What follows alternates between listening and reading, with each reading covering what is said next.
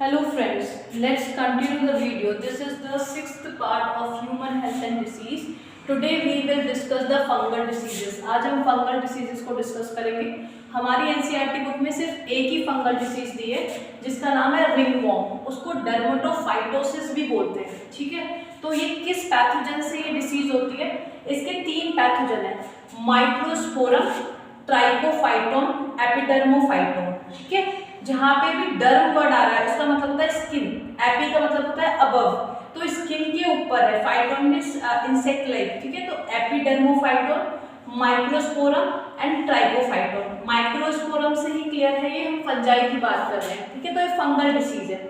अब देखो ये कैसे ट्रांसमिट होता है. या तो कोई पर्सन ऑलरेडी सफर कर रहा है रिंगवॉर्म, उसको पहले से रिंगवॉर्म है, हम उसके कांटेक्ट में आते हैं. ठीक है, या तो उससे फैलता है या फिर सॉइल से. जैसे हमें पता है सॉइल के अंदर फंजाई प्रेजेंट होती है, तो उसके डायरेक्ट कांटेक्ट से भी ट्रांसमिशन होता है. इसके अलावा आपका कोई पर्सन है, कोई इंसान है जिसको रिंगवॉर्म है, उसका यूज करा हुआ हमने टॉवल यूज कर लिया, उसके कपड़े यूज कर लिए, उसका कॉम्ब यूज कर लिया, तो भी ये आपके हेल्दी इंडिविजुअल में ट्रांसमिट हो जाएगा. इसके सिम्टम्स और पैथोजेनिसिटी क्या होता है, क्या लक्षण होते हैं जिसको रिंगवॉर्म होता है.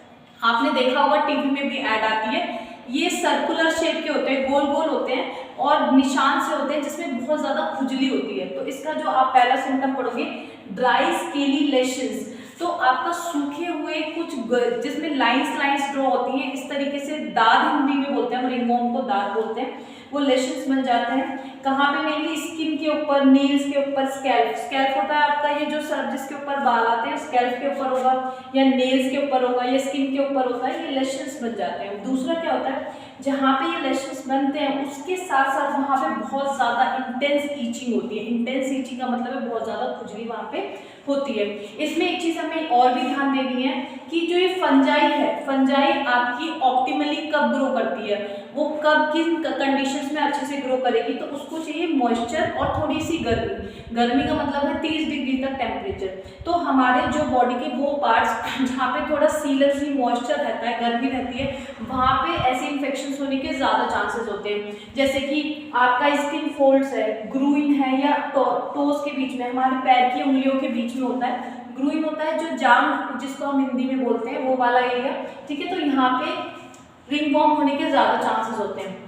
इसके बाद अभी हमने आपके ट्रांसमिटेबल या फिर इन्फेक्शियस डिसीजेस के बारे में पढ़ा. हमने बैक्टीरियल डिसीजेस देखा, हमने फंगल डिसीज देखा, हमने वायरल डिसीज देखा, हमने हेलमिंथिक डिसीजेस देखा, हमने प्रोटोजोनल डिसीजेस देखा. तो अब हमें देखना है कि ये जो हमारी इन्फेक्शियस डिसीजेस है जो फैलती है, उनको कैसे रोका जा सकता है, उनको कैसे प्रिवेंट करना है, उनको कैसे कंट्रोल करना है. तो उसके बहुत सारे वेज बता रखे हैं. 3 मार्क्स क्वेश्चन में इजीली पूछ सकते हैं. पहला है पर्सनल हाइजीन.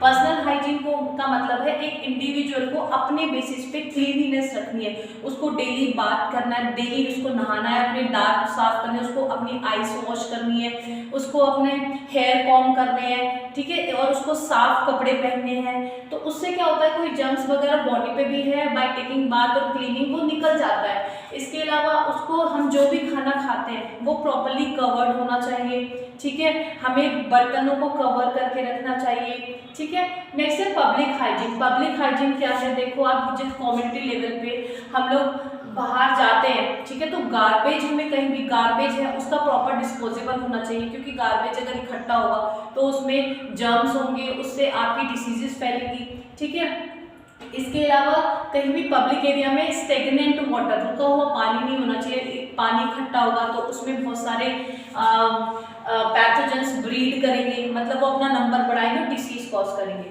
ये हो गया पर्सनल हाइजीन, पब्लिक हाइजीन. तीसरा है eradication of vectors and their breeding places.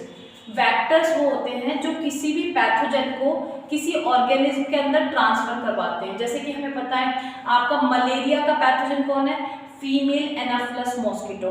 Dengue का मैंने वेक्टर की बात करी. डेंगू का, चिकनगुनिया का वेक्टर कौन है, एडीज मॉस्किटो.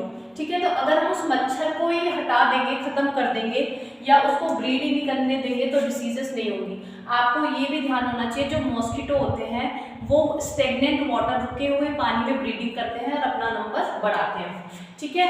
तो यूज ऑफ मॉस्किटो नेट्स हमने देखा, चिकनगुनिया, डेंगू, इवन आपका फिलीरियोसिस जो क्यूलेक्स मॉस्किटो की वजह से होता है, और मलेरिया, ये 4 ऐसी डिसीजेस हैं। अगर हम मॉस्किटो को, उसके वेक्टर को कंट्रोल कर ले तो वो नहीं फैलेगी। तो हमें मॉस्किटो नेट्स का यूज करना है, जिसको हम मच्छरदानी कहते हैं, ठीक है। प्रॉपर वैक्सीनेशन, इम्यूनाइजेशन प्रोग्राम्स लगाने हैं, जैसे कि आपको पता है कुछ बहुत सारी बीमारियां, पोलियो है, डिप्टेरिया है, प्लेग है, आपको पता है कोरोना के भी वैक्सीन आ गई है।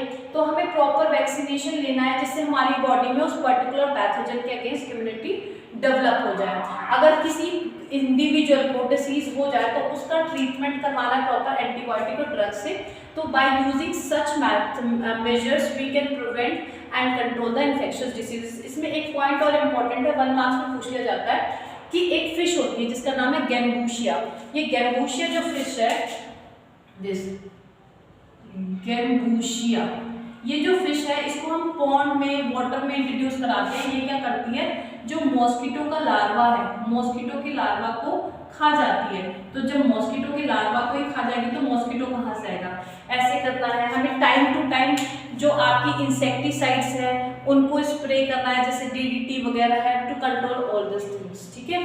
So next topic we will cover about the immunity. Thank you.